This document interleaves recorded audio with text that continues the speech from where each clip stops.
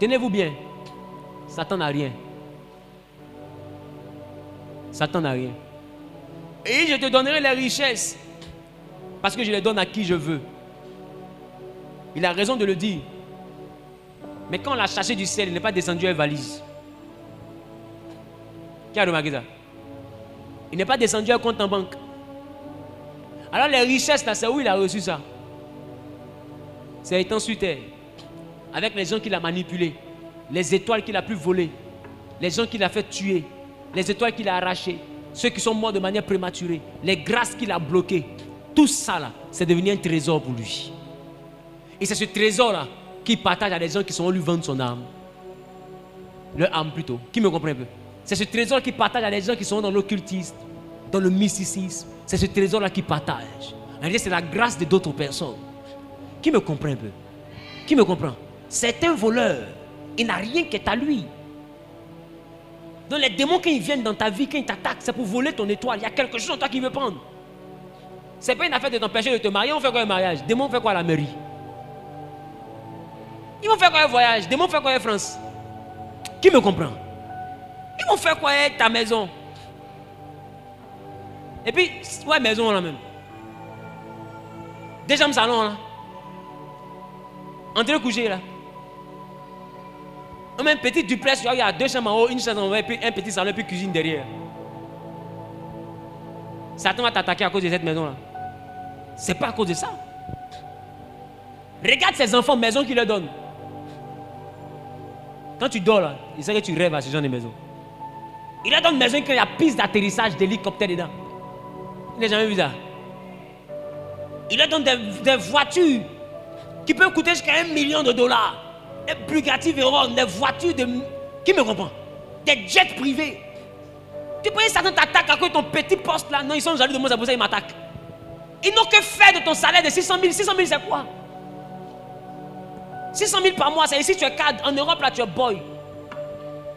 Et puis boy mais paye plus que toi. Il y a servante en Europe qui est 1500 €.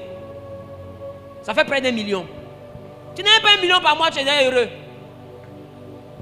Et tout ton diplôme, tu as salaire de bonne, tu n'as pas honte. Il faut arrêter. Le diable ne t'attaque pas à cause de tes miettes. Mais il t'attaque à cause de ton étoile. C'est parce que tu y as là que lui l'attaque. C'est qui tu es que lui l'attaque. C'est pourquoi arrête de te dire qu'est-ce que j'ai et puis tout ça m'arrive. Tu as quelque chose qu'aucun homme ne peut acheter. Tu as une grâce que personne ne peut dupliquer. Tu as quelque chose que tu transportes que personne ne peut copier. Personne ne peut imiter ce que toi tu véhicules. Il y a une étoile avec laquelle tu évolues.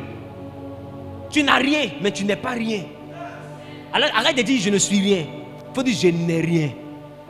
Mais je ne suis rien là. C'est pas sûr. Parce que si tu n'es rien, Satan ne t'attaque pas. Aucun braqueur ne braque un fou. Aucun braqueur ne braque un fou. Dans ma maison, il n'y a pas de télé. Dans ta, je vais me braquer. Tu sais quoi? Toi, tu as volé cuir. C'est que toi, les braqueurs, ils vont t'arracher leur badge. Ils vont te retirer de l'association de voleurs. Toi, tu rentres dans la maison que pour voler cuir. Par exemple, dans ma maison, c'est cuir puis tabouret. Tu as volé quoi?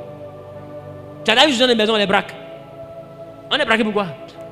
Majoritairement, il ouvre la porte même. Voleur me passe. Et puis il a envie de revenir. Tu n'es pas cuir, il a volé cuir. Tiens, il faut manger ça, pardon. Il est solidaire. Parce que ton modèle là, c'est lourd. Regarde ton dit, le diable ne t'attaque pas pour ce que tu as là. C'est plus profond que ça. Qui comprend ce que je dis? C'est plus profond que ça. Regarde ton voisin, dis à ton voisin, c'est pour ton étoile qui t'attaque. Il t'attaque pour montrer à Dieu que tu n'es pas digne de la prophétie. Parce qu'avant de venir sur la terre, il y a une prophétie qui a résonné dans le ciel sur toi. Tu n'es pas né pour devenir grand, tu es né grand. Il y a une étoile avec laquelle tu as quitté le trône de Dieu. Depuis là-bas, tu brilles. Remarquez, quand le Seigneur Jésus est venu au monde, une étoile est apparue dans le ciel. Nous avons une étoile que nous transportons. Depuis le ciel, Satan voit l'étoile. Tu n'es pas né pour devenir grand, tu es né en étant grand. C'est cette grandeur-là que le diable ne veut pas qu'elle se manifeste. C'est une prophétie. Mais cette prophétie elle commence où? Dans le village. Elle commence où? Dans le quartier précaire où tu as grandi. Elle commence où? Dans l'endroit où tu es né. C'est là-bas qu'elle commence, mais ce n'est pas là-bas qu'elle s'achève.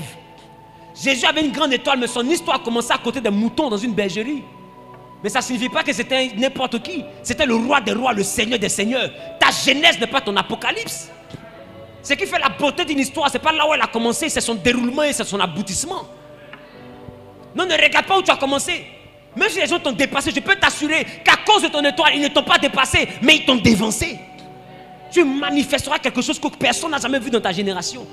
Tu n'es pas n'importe qui. Crois en Dieu et puis crois en toi. Parce que tu n'es pas venu pour décorer la terre. Tu n'es pas guirlande.